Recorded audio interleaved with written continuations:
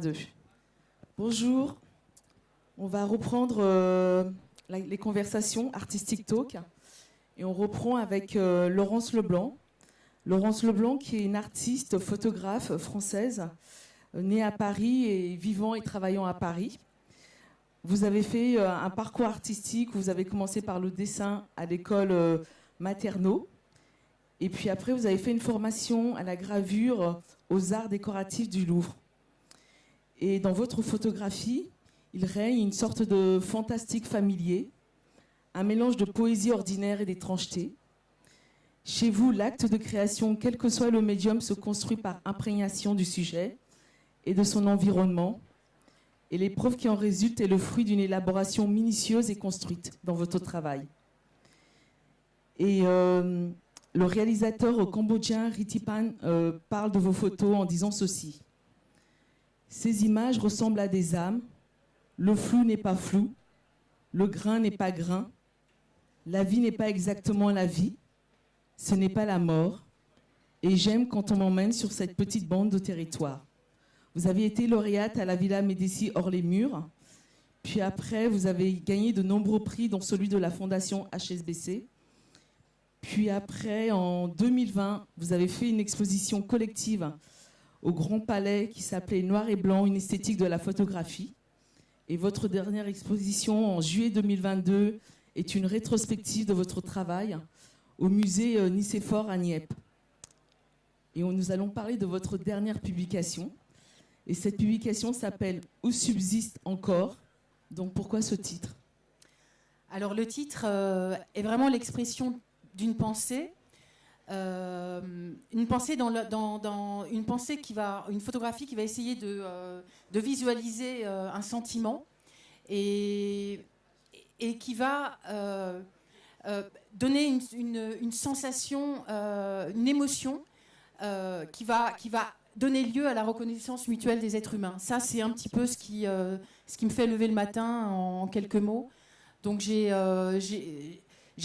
par habitude de résumer un petit peu mon processus de création en disant que c'est être, recueillir et figurer. C'est-à-dire, c'est un processus qui est très lent.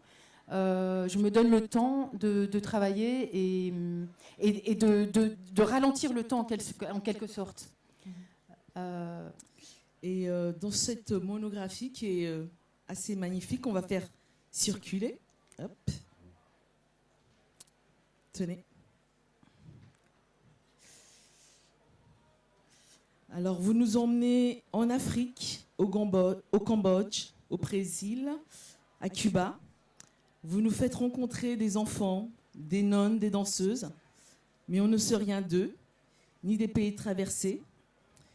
Et car au fil des séries et aussi au fil des années, parce que c'est une monographie qui porte sur combien d'années ? Alors je crois que la première photo a été faite en 98. C'est la photo avec le petit enfant et le ballon, qui était une sorte d'autoportrait. Puisqu'en fait, très jeune, je me suis demandé ce que je faisais sur cette planète et comment j'allais pouvoir résister. D'où le titre aussi Survivance, hein, cet esprit-là. Et donc les dernières photos, je crois, c'est en 2021. 21, voilà. J'ai fait des photos d'une femme qui opère. C'était une série qui s'appelle Du Soin. D'accord. Et je sais que effectivement, la question du soin est très importante pour vous. Prendre soin des récits, prendre soin des autres.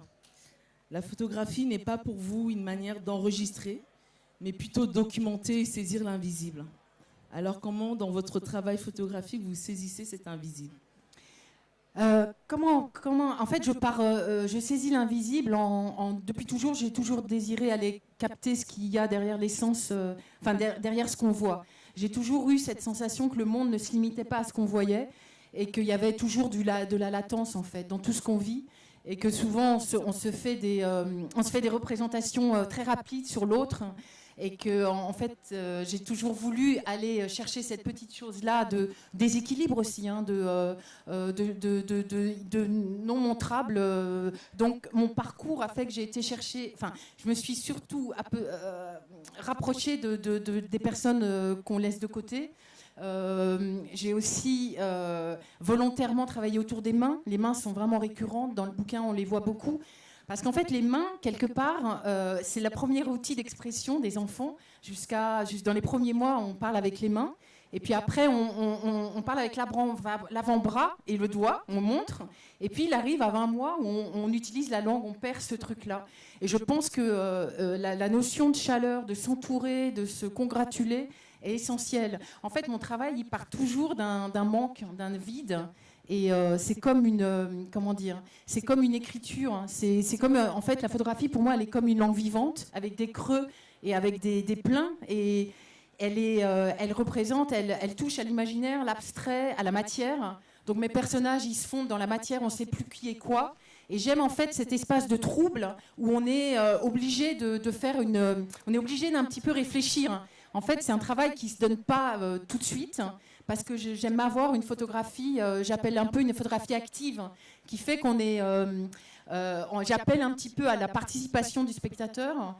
Et que dans l'exposition que j'ai faite au musée Niepce, c'était vraiment ce qui en est ressorti avec les gens que j'ai rencontrés, c'était un espace de dialogue où tout d'un coup, il y a vraiment l'émotion qui est mise en jeu.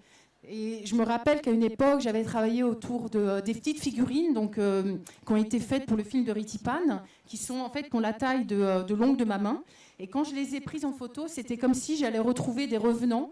Je les mettais devant moi et je les photographiais en fait de gauche à droite.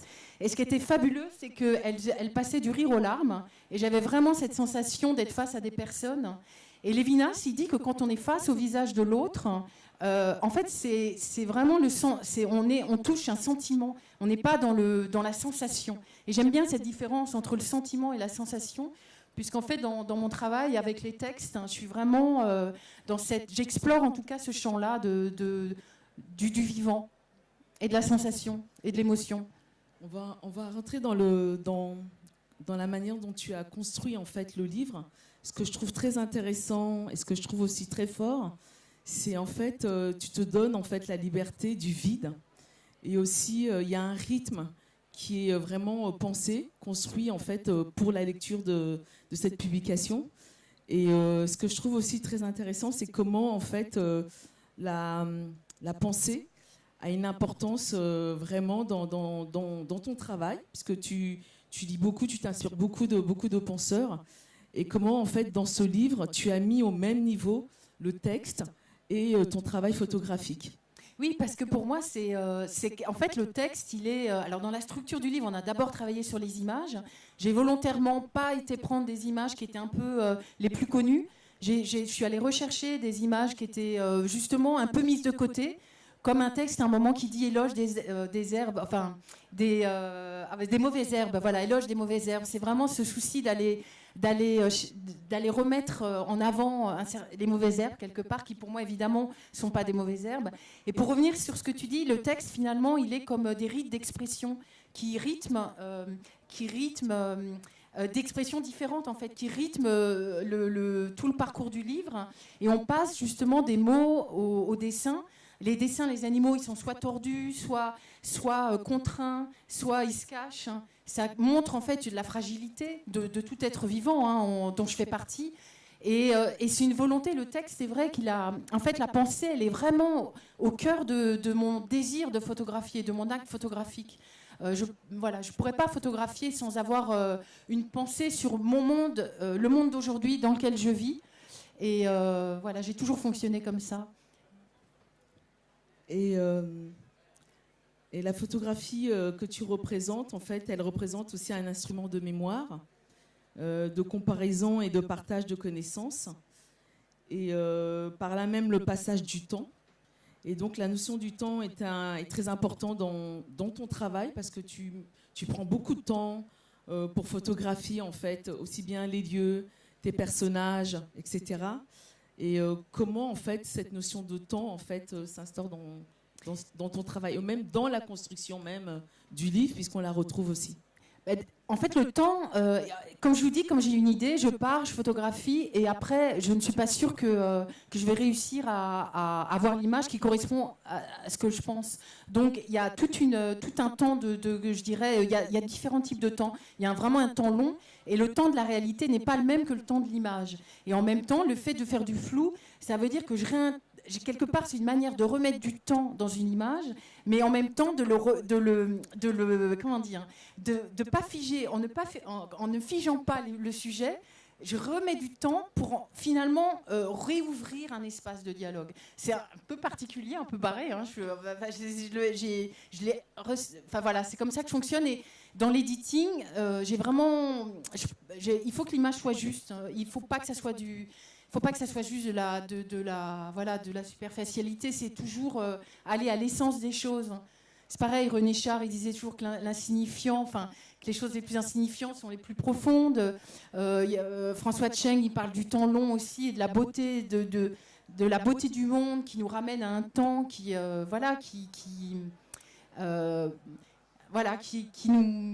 nous recentre aussi en fait. Pour moi, il y a quelque chose. En prenant le temps de tout, finalement, on gagne du temps. C'est bon, c'est particulier. Voilà. Je ne sais pas si j'ai répondu, mais si. On va toujours continuer dans la construction en fait de cette monographie. Face à je sais qu'on a eu un échange face à ce trop plein de production d'images, et du coup tu construis tes images à l'économie, et du coup ce luxe que tu as eu de carrément laisser des pages blanches. Comment tu as dealé en fait avec ton éditrice? Comment ça s'est passé? Alors l'éditrice, j'ai la chance d'avoir une éditrice qui m'a donné carte blanche dans le vrai sens du mot, c'est-à-dire que bon déjà voilà, économiquement moi j'ai rien amené, donc ça c'est vraiment une très grande chance. Et on a vraiment travaillé ensemble, c'est-à-dire beaucoup de discussions, beaucoup d'échanges, beaucoup de compréhension du travail. Et on avait toutes les deux cette volonté. On a d'abord travaillé les images. À un moment donné, elle m'a dit c'est le temps de mettre le texte. Et en fait, le texte, on voulait qu'il infirme, qu'il confirme, qu'il déstabilise, qu'il donne des coups de poing, voilà. On voulait que ça se mette dans les images. Et on avait volontairement ce désir de mettre des mots qui amènent du trouble, du questionnement. C'est-à-dire qu'il y a des mots qui passent d'une page à l'autre. Par exemple, l'histoire, ce qu'elle fait de nous, ce qu'on en fait. Et c'est génial parce que l'histoire, de tout d'un coup, moi j'amène le spectateur, en tout cas c'est mon désir, à repenser les choses et à les repartager. Hein. C'est toujours cette notion de recréer du lien. Et de pas voir les choses juste sur la surface. Et on est dans un monde où on est submergé d'images. Je me suis réellement posé la question de continuer ou pas de produire des photographies. C'est une question qui est pertinente, que je pense je vais toujours me poser. Et il est temps de revenir sur le sens des choses, je pense réellement, quoi. Et de passer d'un discours à une réalité des choses. Merci, on va ouvrir à la salle, s'il y a des questions dans la salle. Si jamais je peux vous... Il y a un petit texte que j'aime bien qui est là dans le livre où je dis se lever, s'effondrer, chanceler, se raidir, se tendre, perdre la tête, rire, faire un grand écart, égarer sa chaussure, toujours léger, jamais soumis, et on aimerait que l'harmonie ne finisse jamais. C'est vraiment c'est en ça que mes textes sont essentiels. C'est comme une position face au monde et face à cette dureté du monde, d'encourager tout le monde à faire ensemble et à surtout pas se laisser avoir la beauté du monde dans sa réalité. Moi, j'ai encore une dernière question. S'il n'y a pas de questions dans la salle, par rapport au texte. Tu as écrit l'ensemble en fait du récit. C'est un choix avec ton éditeur ou pourquoi tu n'as pas convoqué des autrices ou des auteurs sur le regard de cette monographie? Alors l'éditrice, elle aime bien faire des livres un peu comme des objets d'artistes. Elle aime bien aussi faire des livres qui, comme je disais tout à l'heure, qui donnent pas tout comme ça, qui demandent une forme de participation active. Mais je pense qu'aujourd'hui, il y en avait... Voilà, c'est peut-être une radicalité, une manière de faire autrement. Je pense que... Voilà, une manière de faire autrement et voilà, ça passe ou ça passe pas, mais je l'assume. Pour moi, il était un peu plus facile d'aller chercher un auteur j'ai pas besoin qu'on valide ou qu'on valide pas, quoi. Je sais que voilà, les textes, en fait mes textes, ils venaient de cartes de vœux que je faisais, c'est-à-dire que je m'amusais à jouer avec les mots et à créer des cartes de vœux que j'envoyais. Donc je suis allée rechercher ces petites cartes de vœux, et parce que finalement c'était quelque chose avec lequel j'étais totalement en accord. C'est-à-dire en fin d'année, j'avais envie d'envoyer un signe à des personnes que j'ai rencontrées, parce que j'ai une sorte de fidélité à l'autre. Enfin voilà, je me suis dit, voilà, je m'y retrouve à jouer avec les mots, à jouer avec la langue, et c'est comme on joue avec les images aussi.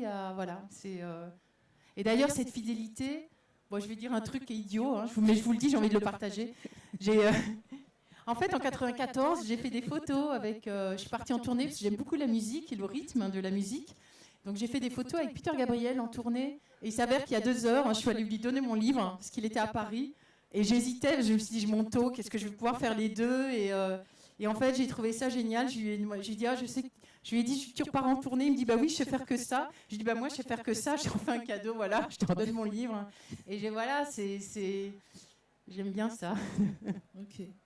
En tout cas, merci beaucoup. Et puis, on peut te retrouver à la Galerie 110, secteur Curiosa, SC13, avec Laurence pour une signature avec les livres. Donc, je vous encourage. Et le livre est vraiment magnifique. Merci beaucoup, Pascal. Laurence. Merci à vous. Merci beaucoup.